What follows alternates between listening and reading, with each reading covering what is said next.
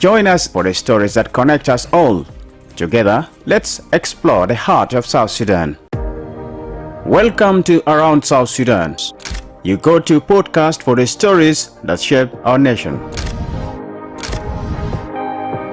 Each week, we explore the most impactful headlines that are shaping the narrative in South Sudan. We delve into issues related to national development, peace building, politics, culture, and economics.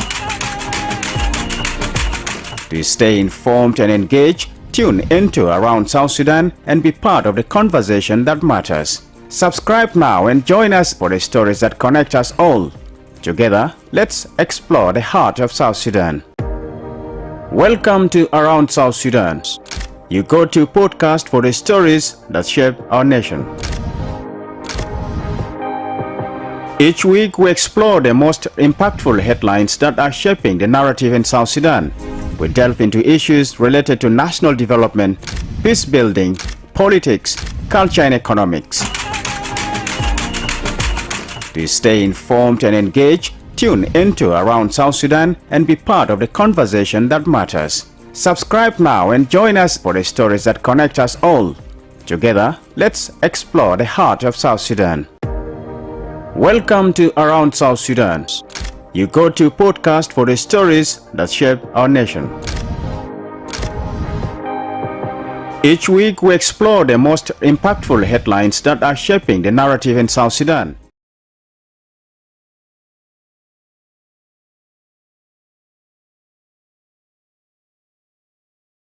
A growing concern, particularly the fluctuating river levels across the country.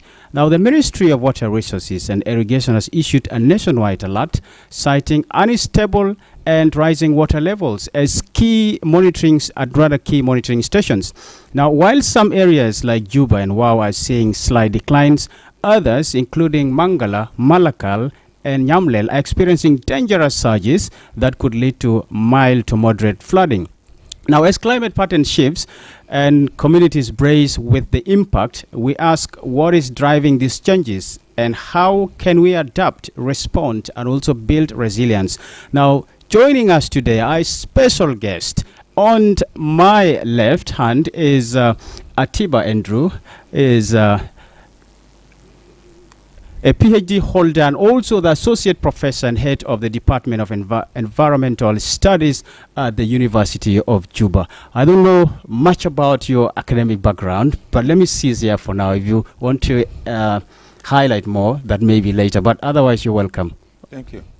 And of course, to my right hand is Ogieth Obol Majok, a climate scientist and a meteorologist working at the South Sudan Meteorological Department. We have got a vast knowledge and we will definitely get a lot of insight, particularly in the ongoing climate situation in the country. As we know, alerts have been raised to the peak, and we foresee a lot of disasters ahead of us. And could it be really that? And what would be the implication or impact on the local communities? And what about the environmental impact? We will have this conversation and have more insight on what the country needs to do to actually mitigate this recurrent problem in the country. Both of you are welcome aboard.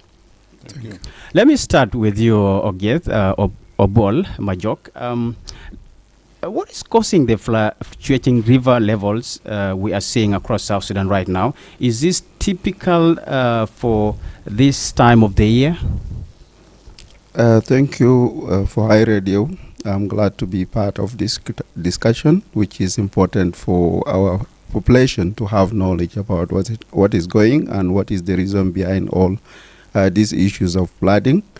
I think for us in South Sudan Met Services, we used to monitor the issue of climate and weather within the country as well as the regional ones. I think from our experience for last prediction, which is the season for JJS, which is June, July, August, September season, we used to monitor the behavior of the rain, whether around the region or within the country. So do rains behave? Yeah. For that, we come up with the prediction of above normal rainfall in most part of the eastern country, including eastern Equatoria, eastern Jonglei, eastern Upper Nile, as well normal condition in most part within South Sudan. For the issue of river, I think as we predict above normal rainfall in the region, as well as South Sudan is part of East Africa region, there is a Lake Victoria, which is the source of River Nile. I think as there is a heavy rain in Tanzania or Kenya or Uganda, all those water will flow into the Lake Victoria. So from there, our land is the lower land, which is South Sudan. The water will flow from there, which can rise at the level of our river. Mm-hmm. As well, if there is a heavy rain also in most part of our country, the water should flow into the river. But as the river rising, there is no way for water outside to come into the river unless the water from river will flow into the lower land in our most areas, which is include Jonglei and some part of Upper Nile. As we know, Unity State also is the lowland area where we experience for more than 5 years flooding in that particular area. Mm-hmm. Thank you. Yes, thank you indeed. And let's look, some areas already reported flooding, the like of Pochola South County, and is displaced hundreds of households there. And the reason given by the authorities on the ground was that a tributary actually burst its bank and then flooded into the community. So could you say also the terrain as well as the tributaries that surrounds the Nile River contribute to that?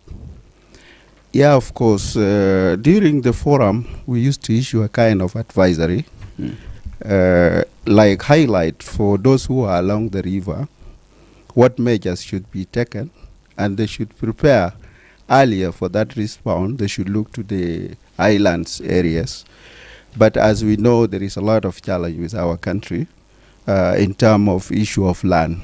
Migration, as you mentioned earlier, can lead into the conflict in some part, and we have experienced a lot of conflict where the lowland areas during the flood, they used to migrate into the highlands, and those lands can be belong to agriculture people, which cannot accept the pastoralists to be in that particular area, which can affect their, let's say, crops. Mm-hmm. So in this kind, those who are along the river Nile, we used to issue early advisory, even before 2 months of event to happen, like the issue of river level.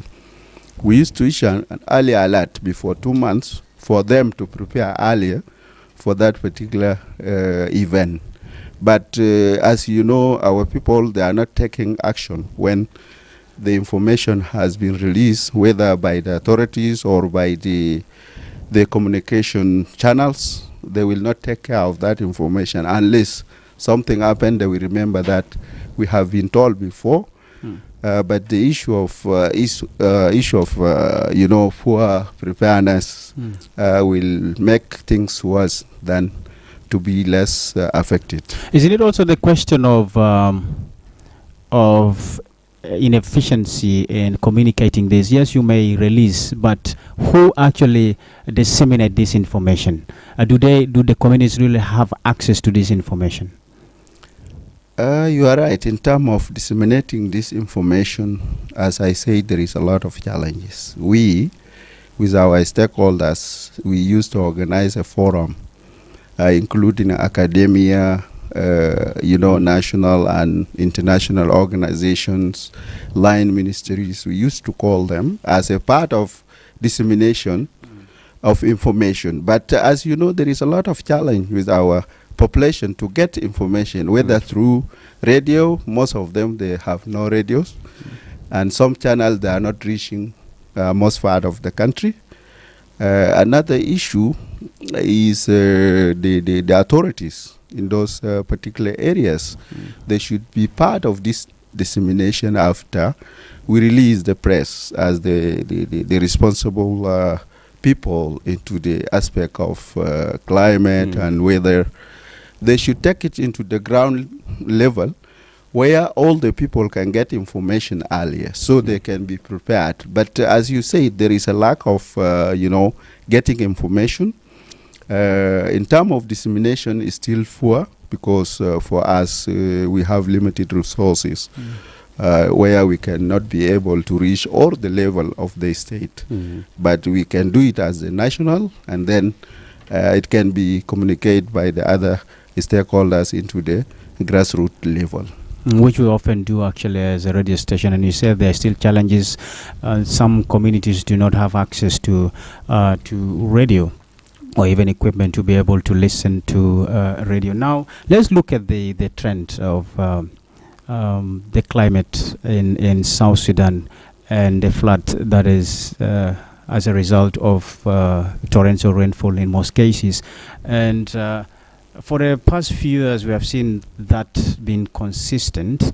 Floods has actually been affecting the country for over the past 3 or so years. So what do we foresee ahead of us in the coming years? Is it going to continue like that? What has it got to do with? Is it the climate change? Yeah, of course, if you go back into the historical background of South Sudan in terms of climate issues, you will find that there is some years back, they can be mentioned as the years of flood in South Sudan, not in most areas, but in some areas. But if you go back to 2019, let's say 18 to 19 up to now, you will see the pattern has changed totally. Most part are experiencing floods, even those areas which are not historically flooded, which can ensure that the issue of climate change is the reality.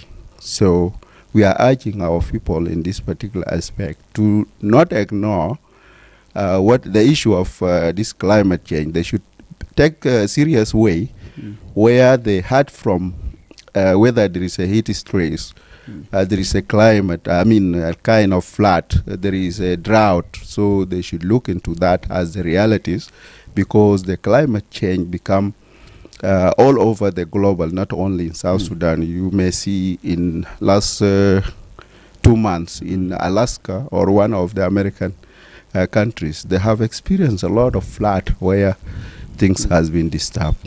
Right. Yeah. Yeah, thank you indeed. And we will look at what mechanisms or you would suggest for the country to address these challenges. And let me come to Professor Atiba. Let's look at it from the environmental perspective. Normally with floods, also there are other things that come with, especially the impacts. And so we understand flooding can be both a natural event or a human disaster. And if you agree, and what are the environmental consequences of these recurring floods in South Sudan? Well, the current environmental floods in South Sudan is due to climate change. When there is climate change, there is a rise in temperature, increase in this thing, there is melting of the oceans and the seas, then there is climate change. Then it will bring a lot of droughts, bring floods and other things in parts of South Sudan and other parts of the world. It is a global issue. It is not only South Sudan, but it is a global issue all over the world. So this is the problem with the climate change. And this climate change is being manufactured by men. It is men who increased the climate change. How? Because of production of coal, burning grass, which produces a lot of carbon dioxide. And then it heats the atmosphere, and it gives more chance for water to release, and the droughts to take place, and other things. If people are taking care of not burning grass or burning more fuel from other generators and all this, then some of these things will not have been there. But because people are using so much of this, for example, in South Sudan, during dry season, you see the soot going up in the air, very heavy soot. And this affects the temperature. What are shoots? The grass being burned, the smoke of the grass going in the air. It's very big. So this affects the temperature. And then this causes issues of climate change. These are the major sources, carbon dioxide and methane. This is being produced by man. And this causes change in the climate. But this thing, sometimes we are victims. As the third world, we are victims. Because this thing is more produced by China, by America, India, and other countries that have got more industries than us. They are producing more of this carbon dioxide, more of methane in the air, and it affects us. They're supposed to compensate us, but they're not compensating us. Even sometimes in G7 meeting, they say these people should stop producing more carbon dioxide so that other things affecting other third world countries who are ignorant, who do not know any of this thing. So now we fall victims for this. You know, we don't know. You know, this climate change definitely has got a lot of effects on people, such as health risks. It causes health risk for people, and then food and water insecurity, displacement and migration. And you'll find that increased vulnerability, extreme weather, rising sea level, ecosystem and biodiversity loss, threats marine life, changes to natural system. Are we experiencing these consequences? Yes, we are experiencing this thing. For example, when we say extreme weather, this means floods, droughts, wildfires, storms are all over in South Sudan. Wildfires are there during the dry season. Floods are there. Droughts are there. For example, places like Bor is experiencing serious flood. Yerol is experiencing. Tonj is experiencing. Rumbek is experiencing floods all over when the rains are heavy. So, but this cannot be controlled. It becomes very difficult because most of the people here are not aware. They are not bringing awareness about this thing. Somebody will be sitting in the house and then suddenly he saw water coming towards him, like a snake coming to bite him. and then you have to run. Otherwise, the water will come and drown you. You know. So and you are asleep. Yeah, this is while asleep. Asleep. You find that your beds are all in water. Everything is in water. You run for that. It's very difficult. This is likely to happen in a situation where you explained that when Lake Victoria is full, and even if there is no rain in South Sudan, and by surprise you can be taken up by water that has come from elsewhere. Yeah. I just remember I was walking down this stream. Yeah. There was no rain here. Yeah. I crossed over to this market. On return, the stream was full. Of course. And you cannot cross back. Yes, you can cross. So you were talking about the adverse effect of the climate change, particularly in developing countries. Yeah, seriously in developing countries, because people in developing countries are not aware about such things. And when they talk about climate change, they don't believe it. They thought this is something imaginary. But when they see it, when they see the droughts, when they see the floods, then they begin to believe. Number two, you know, sometimes this water of floods can be a benefit to other people. Those who are in advanced countries, they build very big tanks.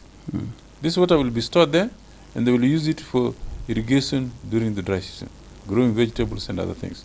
This water will not be given a chance to go. They will cover it, protect it there, until during the dry season they will use it for growing other things, which is very important. But for us, we don't have chance. We don't have that technology. We are still poor. The water goes from here, drains in the Mediterranean Sea, and that's the end. You know. Maybe Egypt benefits. Egypt benefits, yes. Along the Nile, they're benefiting so much from this, especially in the Nile Delta. They're benefiting so much from this water. They're growing apples, they're growing vines, they're growing tomatoes, they're growing many other things. So they're happy. And they want this water to continue.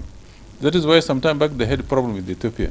When the Ethiopia tried to was building a Renaissance dam, they had one fight. That why do you stop water from us? But the Ethiopians told them, the water is raining from our country. And you cannot deprive us. This is our right. You must have right to electricity. You must have right to water. We cannot just take water, but we don't make electricity. We cannot just take water and don't fish. No. This is our right. If you try it, then you're going to learn from Italians how we give bloody nose to Italians. And then the Ethiopians, I think they went to America. Egyptians went to America, and the UN told them not to fight, to stop these things. Professor, benefiting so much from this. Yeah, you talk about the ecosystem in layman's language. Okay, what is the nature of our ecosystem, and how does this climate change, particularly flood, affect? Of course, the ecosystems means the plants, the animals, other living organisms, the trees, all this. This is the ecosystem. It is very important because the trees produce fruits. The animals produce meat for people. And the soil protects it from erosion, from other things. And when you grow crops, you get food out of it. So if these things are not there, then of course you not produce anything. You'll be in problem. If this place is left dry by droughts, then you don't get any benefit out of it. If you cut all the trees, like now in Juba City, the trees have gone 30 kilometers away from Juba City. People are cutting it simply because they want to charcoal. And if somebody sees a beautiful girl, he wants to get married to her and there's no money, he will go to the forest to cut the trees, to make charcoal, 200 bags, and then he comes and sold it here, and he gets money, and then he pays dollars to the in-laws. And there is no regulation.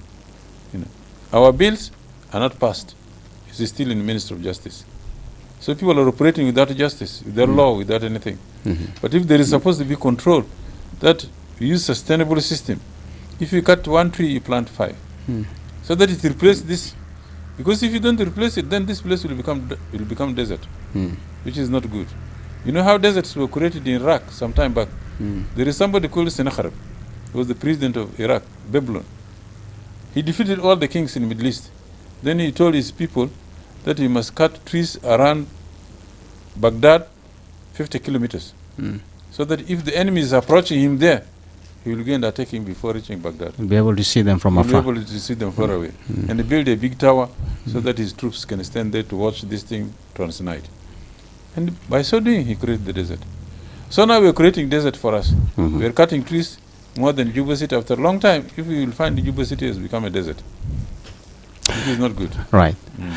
You're watching Around South Sudan podcast with me, Lasuba Memo, and my guest in the studio, Atiba Andrew, Associate Professor and Head of the Department of Environmental Studies at the University of Juba. And I'm also having with me Ogieth Obuol Majok, a climate scientist and meteorologist working at the South Sudan Meteorological Department and looking at the impact of climate change and particularly the ongoing floods in parts of the country, with alerts that some areas also may likely face this if the level of water continue to rise. We have had in some areas already the level of water is of reached what we call above a threshold. So maybe you explain that. If it's above threshold, that means it's just a few little increase and we expect flooding.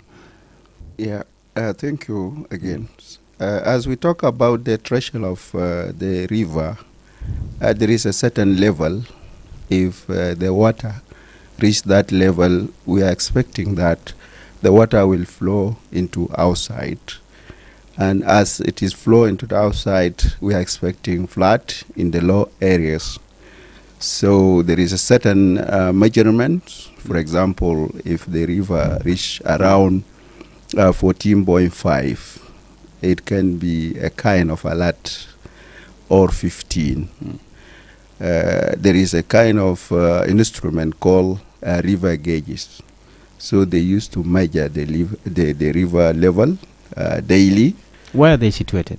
They are situated in different parts, but they are less. In Juba, Mangala, Bor. But in Upper Nile and other parts, there is no river gauges. There are almost 3 stations now which are functioning. But as you say earlier, there is a kind of, preparation from the government and stakeholders in terms of response into the climate issues within the country, whether at the level of the river or the flood from the rain.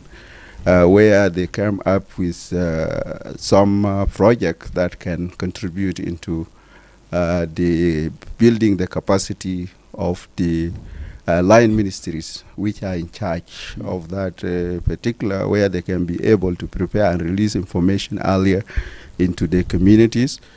One of the project is Early Warning for All, which proposed by United Nations Secretary General. he suggests that all over the global, each person should get an earlier information about the climate issue, as I said earlier, because the climate issue become a global aspect, not a regional aspect. That is why you will see a kind of effort from global bodies, national bodies, regional bodies. They are collectively working together to respond to this. One of the good aspect is what I said. Government and stakeholders, national bodies, international bodies, they are working collectively to get a kind of coping mechanism or to mitigate the issue of climate, because it has become something that used to happen all over the year or every year. Like you said, maybe next year we are expecting more flooding or drought or a kind of, heat stress like the one disturbing our school calendars, if you can remember. Quite well. The schools has been shut down because of the heats. So this kind of effort will enable our population to have earlier information where they can cope up with the climate impact. How reliable are these 3 stations? You're saying they are few. Yeah, there are few, but as I say, there is some projects are coming up. Even from our side in meteorology, we should have a lot of rain gauges, or what we call meteorological stations, where there is an instrument where you can collect amount of rainfall during the day in the area, or a temperature, or a kind of pressure. Those climate elements, they should be collected daily and provide information into the population in those particular area where they can prepare earlier for any hazard from the weather or climate events. Right. Despite the challenges, how does the meteorological agencies collaborate with the local authorities when it comes to early warning in the country? Yeah, for us, with our challenges, we are trying our level best to provide daily and weekly, plus the seasonal information on upcoming weather for all over South Sudan. And we used to share those information through, we have South Sudan Early Warning Technical Working Group. There is a kind of weekly bulletin where we can provide information from water resource, from meteorology, from agriculture, from the line ministries. So those information can be shared through the bulletins. And if you are part of Facebook or our website, South Sudan Meteorological website, you can log into those WhatsApp group also is there. So you can get information about what is going to happen next week in terms of weather and climate issue. Even the daily one, we can be able to make a prediction what will be the weather tomorrow in terms of in temperature, or the rainfall, the amount of rain is going to be like for this particular week up to date 5 September. We are expecting a heavy rain in the far northern part of the country, or northeastern part, which is Rang County. And some part in Upper Nile, they will experience a heavy rain. So we are expecting a flood flash in those particular area. And we have shared a kind of alert in our website. So the issue of following the information, I think, is a kind of difficulties or challenges. I can say that because you may get some of them, they have no access to internet in those particular area where they can log into the website and get all those information. There is a poor signal of some radios, let's say, where they can, like what we are doing now, in some part they are not seeing or they are not listening to the radio. So they will not get those information except those who are around in Juba and some part who has a signal. So these are kind of challenges with the information to our population. Professor Andrew, are there any early signs of environmental degradation that are linked to the rising water levels or as a result of the floods? Of course, the signs of environmental signs are always there. For example, when there is dry season, the trees will wilt, the grass will dry, and then there is nothing left. This is indication that this place is vulnerable to floods or any other things. But people don't take care of this, because, as I said before, the trees and other things must be used sustainably. If you cut one, plant 5 trees to replace this one. If there is any water, you can irrigate even some trees near your house, fruit trees and other things to help you and help a future generation. Things must be done sustainably. Sustainable means you do something for benefit of today and also for future generation. That is the importance of these things. But people are not aware about this. So these things are just left like that. They're left for chance. They say maybe God will bring water or what. But they don't take it serious. Even those who are living near the streams, even those who are living along the Nile, you find that they never plant mangoes, they never plant vegetables and other things along the river. So this means we need more awareness for these people. And this awareness can be done through workshops. For example, if we have a workshop, say you want to do people of the Logo, you want to do people of Luri, you want to do people of Tongping and all this. So community engagement. Yeah, exactly. So that they know these things. Otherwise, if you don't give them some of these things, they don't know. Because some of these people do not know how to read, even how to write. Even if you send them this, they will not understand. But if you're going to talk to them verbally, that this thing will happen, and so you show the signs through projectors, that this is bad, they will understand and they will believe. Whose role? Whose role? Everybody. To talk to the community? I think everybody. Yeah. Radio. iRadio can do that, and people can. And those who don't have radio, we're doing our part now. Yeah.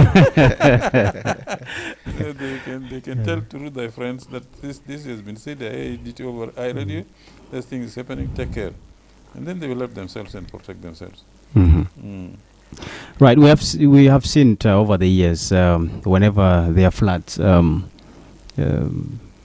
plants, what we call crops are destroyed, animals also die, and should it be something that the community should take seriously about climate change? Because without understanding this, as you're saying, this need for awareness, then we will continue to face this problem. You remember, I think sometime back in May, I talked here about how to change climate and how to improve it. You can do by planting more trees. Because trees really help to reduce carbon dioxide. They use it for their photosynthesis, and then they release oxygen in place of this thing. So this will be very important for the community. If the trees are planted, it will be there. If we plant fruit trees, it will be there. It will remain there for quite a long time. For you, for your benefit, and also future generation. So these are the things which you need. But this awareness had to be told to the people. The importance of some of the people do not know the importance of this. But they need to be informed that this thing is very important, so that you protect your country for yourself, and also future generation. You don't lose it. Because this is a witness. This is a witness that this tree is planted by John, planted by who, and all this. So if somebody comes here, he will never get to step into this land. This land will be protected for him. Then he will have no problem. But if you don't do anything, people will always ask, what is the indicator? And if there is no indicator, then why do you claim this thing for you? How long have you been living in this place? You say, I've been living 10 years. Then what sort of trees have you planted? What sort of crops did you plant here? Nothing. Then this is not your place. You're sitting temporary. You want to go somewhere. Then you're left. Whenever we write a story about the weather forecast and publish on our website and the social media platforms, I see a lot of reaction. It to me it gives me a sense that people really care about the environment. People care so much because they know the impact of too much rain or not having rain at all. So people want to see what is it going to be like in the next 1 week, in the next 2 weeks. So you see a lot of reaction. So can we say this should be actually taken as the basis for the country to really invest a lot in this area? You know, as I said, people believe by seeing. Even the scientist, if you tell him something, he say, where is it? You want to see it. If he doesn't see it, they will not believe. Even if you write a good story, until you demonstrate to them, they will not believe. You know, our people, if they don't see something, they don't believe it. So it has to be demonstrated, shown to them. For example, if they have to plant a mango, how to plant a cassava, how to plant you have to demonstrate to them that this is how it is done. And then you come and check, say, after 6 months, how this tree have gone. But if you don't demonstrate to them, they will not understand. Just like students in the class. The students in the class and in the lab, you take them to the laboratory, and then you demonstrate this thing. You add the water, you add the chemical, and then you see the result. The water become different, become blue, red, something of that sort. And then they see, they believe it. Next time, if they say, yes, oh, yeah, I know how to do it. Because I was trained in laboratory, I know how to do this.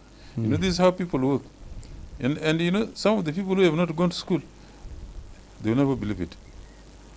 Unless you show it to them, they will believe it. If you don't show them, they will not believe. You know? So this is very, very important. What are some of the economic impact of climate change? The economic impact of climate change is sometimes lack of food. Your food will be washed all by the drought, and you don't have nothing. Your cattle will be washed, your trees will be washed, everything will be washed, and you don't have nothing to drink. Even water, you don't have water to drink. The water will all drain, and then you are left in limbo. So what do? You'll go and ask a friend, a neighbor, well, please give me some water. I don't have water. Although a lot of water has passed through your land, but it has gone far away from you, so you don't have any means to get it. So these are the problems. This is really the economic problem. You don't have food, you don't have water, you don't have any other things. It becomes a very big problem. And given the status of our country, Professor, so I know you might not want to say that or challenge, but it is to a large extent the responsibility of the government, although you're not an official, but to really take this seriously and invest a lot in technologies, as is mentioned, invest even in research, invest in many other programs that are related to climate or environment. So is it that what you're referring to, that people it's kind of people do not understand what it is? Yeah, the scientific approach is always you ask a question. You ask a question to find a solution to a particular issue. So if you don't ask a question, you don't find the solution. That is how the scientists always try to find the solution to problems. So with these questions, it will lead you to a better solution, and people will understand. But if you don't ask them questions, they will not understand. Number two, you demonstrate. As I said, you have to demonstrate to the people. This is how these things are to be done, for benefit of you and the benefit of future generation. Number three, you must have legacy. You cannot just sit like this and then you expect something to change. No, you must do it yourself. Show to the people. And this is your legacy. They will say, oh, this has been done by this man. This has been done by Lasoba. I learned from him. It's very good. But if you don't demonstrate, if you don't ask questions, if you don't find solutions to any problem. So our people need to ask questions to find a solution to the problem of the drought, the problem of flood, the problem of other things. They need to find out why this thing is happening. And they started when. And now what shall we do to reduce it? We must have a different approach. You must do it. If you plant trees, it will reduce flood. It will also reduce droughts, because the trees also produce so much they reduce carbon dioxide, which is causing global warming, and then it becomes normal. One thing you mentioned importantly is the compensation for developing countries that are not really contributing hugely to the erosion of the atmosphere, if that is the right word to use. But you basically referring to the industrial countries, China, China, US, India, Russia, America. India, and these are countries that are contributing. There were efforts Yeah, from they're the contributing very big. from the government for many African countries asking for that compensation Yeah. because they don't contribute to Contribute to global the warming. crisis, to the global warming. So, what other better approaches do you think are there for South Sudan to mitigate at least the impact of what we have now? Or is he referring to these methods you're talking about? No, you remember sometime back, the president came up with a plan that he had want to plant 10 million trees in South Sudan. 100, I think. Not 100, not 10 million. There was 10 million. There was even 100 million. Okay. That was a very good plan. If you really want to plant 10 million, Each state 10 million. Each state 10 million, Yes. it will be very good. It will change climate completely, to reduce the element of droughts, to reduce element of floods. All these things will be reduced if you take it seriously. That each governor should plant these trees in his area and demonstrate and show to them this is done. Then it will change climate change. There will be climate change in South Sudan because the trees will reduce the carbon dioxide. They will reduce it, and the erosion will be reduced, and then water will not completely evaporate from South Sudan. They will protect it and keep it for people of things. And then the next rains will not be so extensive because the trees also help to reduce some of this thing. So we need to really demonstrate. If we follow this idea of president, I think we'll really change climate in South Sudan. Now, South Sudan is endowed with wetlands and also natural buffers. Is that right? Yeah. And if you look at them, do they really play a role in the flood mitigation? Yes, but you know, South Sudan is also having a lot of problems with this because South Sudan is being attacked by deserts from eastern Sudan, from eastern Kopeta. This desert coming this way, and also from Awil, desert also crouching this way. So, you know, sometime back in last year, I went to UN conference to combat desertification in West Africa. This country, what do you call it? Niger. No. The country is near Nigeria. We have Burkina Faso, you have Ghana, you have Chad. No. It's all right. I forget it. There are many countries in the Western. You know, I was there, we were talking about combating on desertification. And then they asked that, do we have any problem with desertification in South Sudan? I said yes. We went with another general who does not know anything. So I told him we are being attacked by deserts on two sides. On the eastern side, Kapweta side, and then the northern side, in Awil side. The deserts are crouching at 5 kilometers per year. So if you don't do anything here, this country will be caught up by desert. Now I want the UN to have a special office in South Sudan so that we have researchers doing research on how to control deserts in Kopeta and how to control deserts in Kopeta area, I mean Awil area.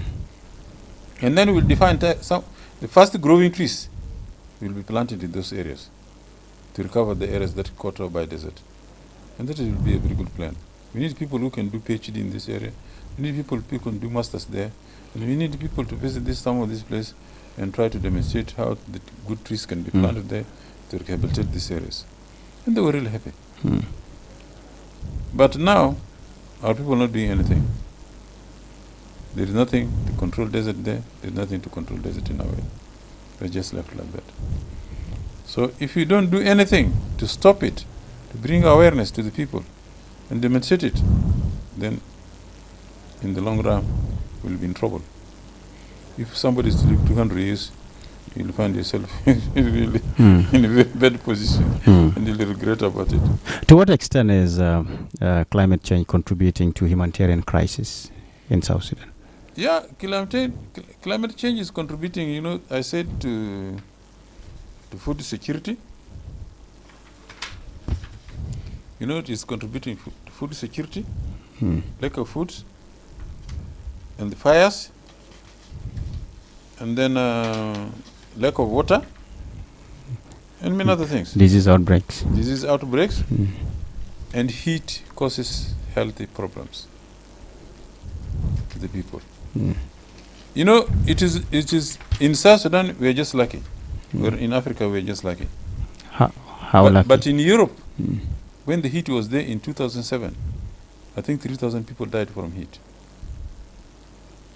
But here, although there is heat, still people survive.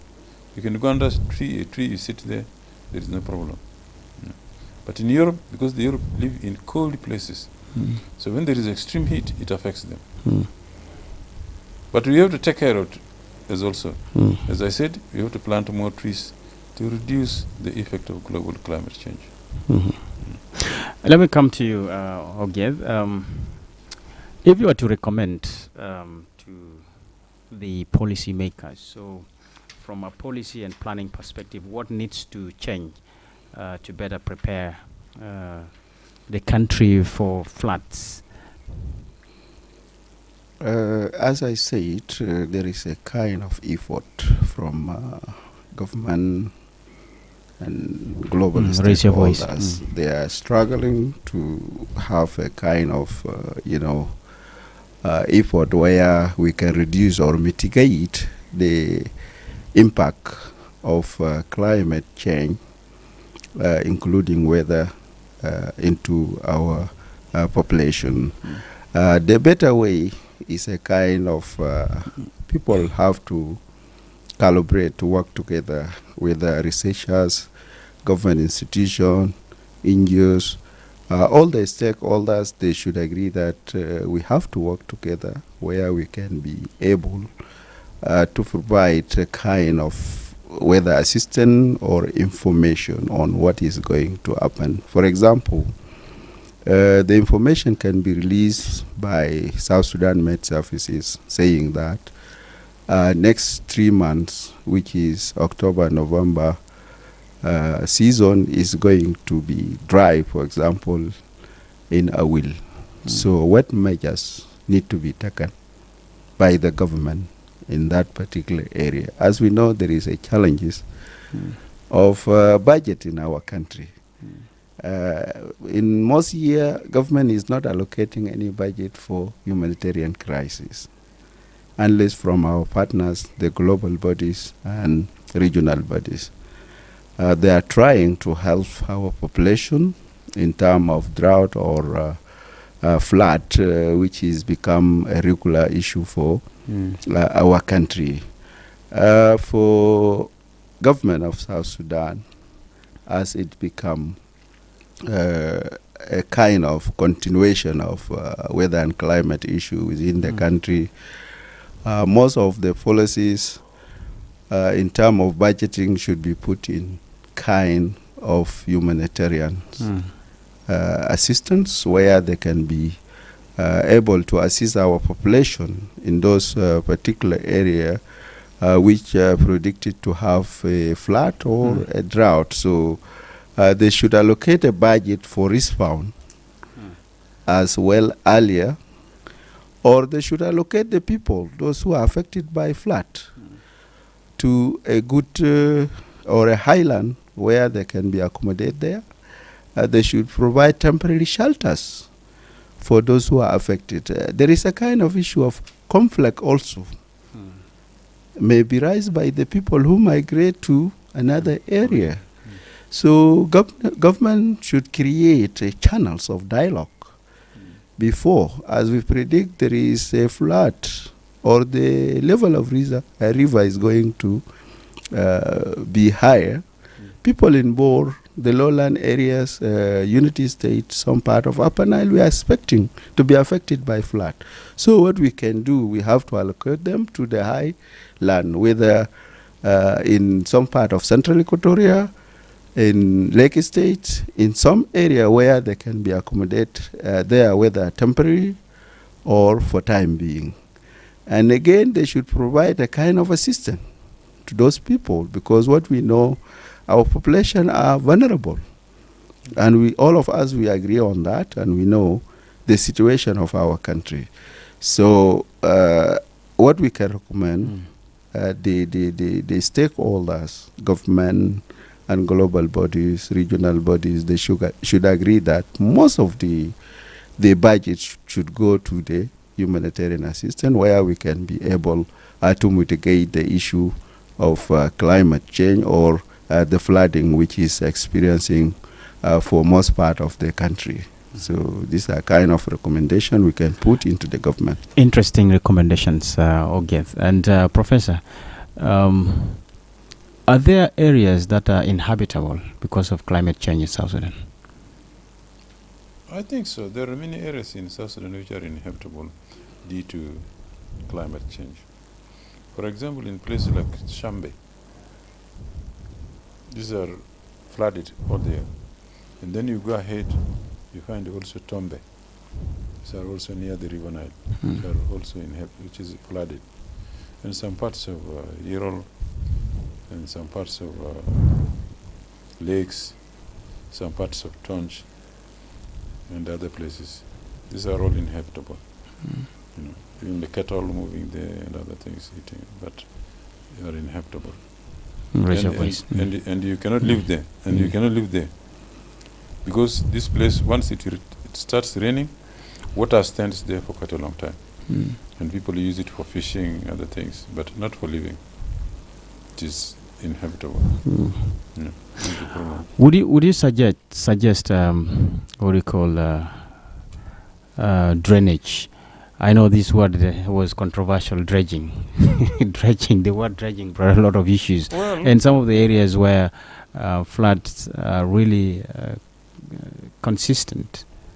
Like in Unity State, there was the idea of dredging, opening up, tunnels for water to flow into the mainstream. but also, these places also have got advantage. They've got fish. And people want to get fish from there every time and then. If it is drained, the fish will not be there.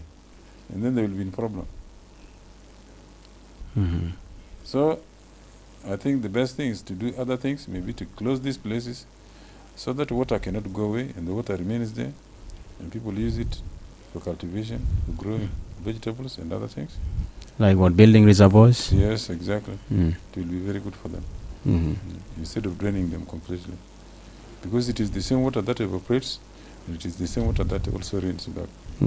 So it is important to have those places to help us. That is why we're having water here every time and then. Without them, then we will not have any water here. Right. What are your policy recommendations to the government, stakeholders, and my policy the recommendation ordinary people? Is to bring more awareness to the community, to bring more awareness to the policymakers, to bring more awareness to the community, to bring awareness to schools and other institutions, so that people know the problems and find a solution. And as I said, as a scientist, you always ask a question. You don't leave anything unanswered, unquestioned. You question it. Why is this? Why is that? Why is that? And then you find a solution. Thank you. So, any message to our viewers, Ogeth?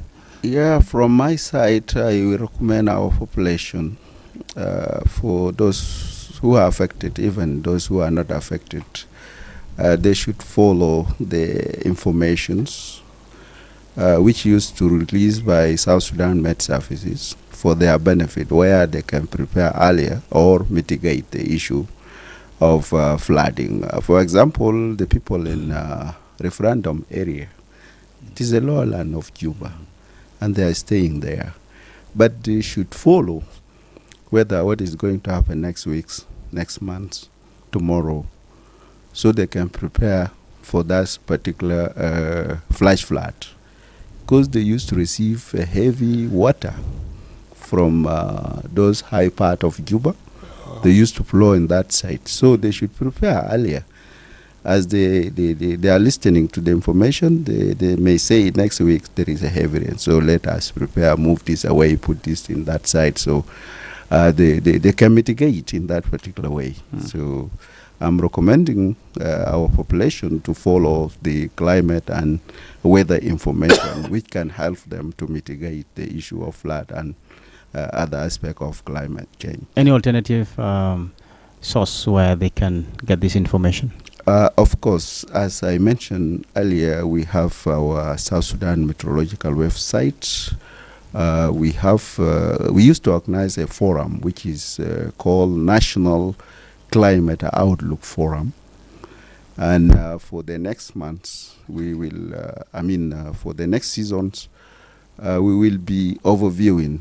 I was in Nairobi for 3 days attending that event as the regional level.